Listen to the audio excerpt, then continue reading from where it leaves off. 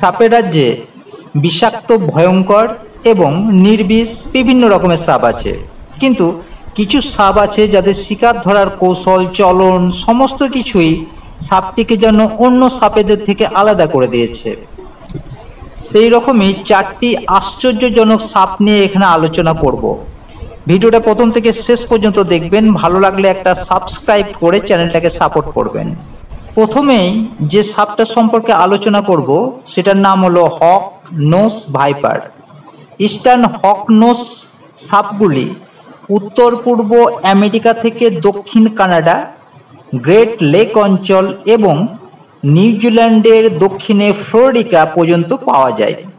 তারা বালুকাময় মাটি, ক্ষেত, কৃষিজমি এবং উপকূলীয় অঞ্চল সহ বনভূমি পছন্দ করে। নরম মাটিতে গর্ত করে তার ভিতর ডিম পাড়ে। এরা নির্বিষ। এদের কামড়ে মানুষের তেমন কোনো অসুবিধা হয় না, বা এদের কামড়ে মানুষ মারা গেছে এমন রেকর্ড নেই। তবে যে জায়গায় কামড়ায় সেই জায়গায় একটু অ্যালার্জি হলে যেমন হয় তেমন হতে পারে। এই সাপগুলো খুব লাজুক প্রকৃতির। এরা যখন কোনো বিপদে পড়ে তখন নিজে মরে গেছে এমন ভান করে। তারপরে যে সাপটা সম্পর্কে আলোচনা করব তার নাম হলো স্পাইডার টেল ভাইপার।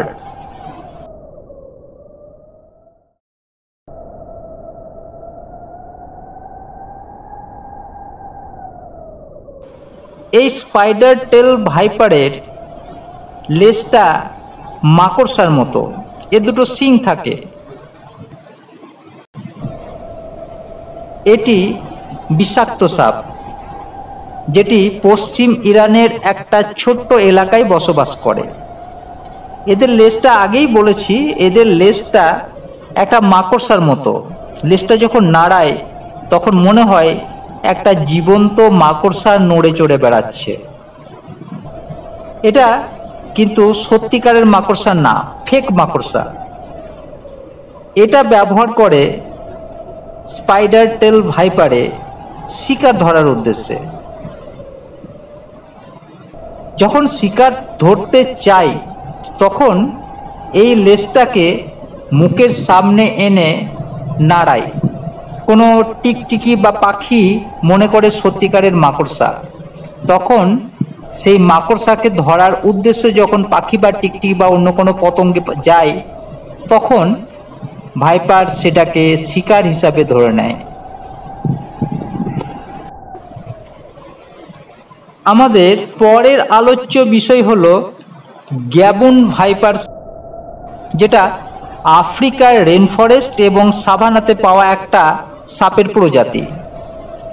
এই প্রজাতির সাপের কামড় অত্যন্ত বিরল, কারণ তারা কদাচিৎ আক্রমণাত্মক এবং তাদের পরিসর বেশিরভাগই রেইন ফরেস্ট এলাকায় সীমাবদ্ধ।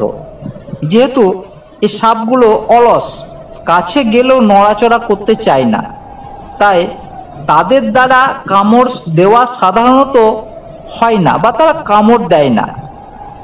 যদি দুর্ঘটনাবশত এই সাপের উপর পা পড়ে যায় তাহলে হয়তো কামড়াতে পারে, আর যদি কামড়ায় তাহলে সেটাকে গুরুতর মনে করাই উচিত, কারণ এই সাপের বিষ সাইটোটক্সিক এবং কার্ডিওটক্সিক।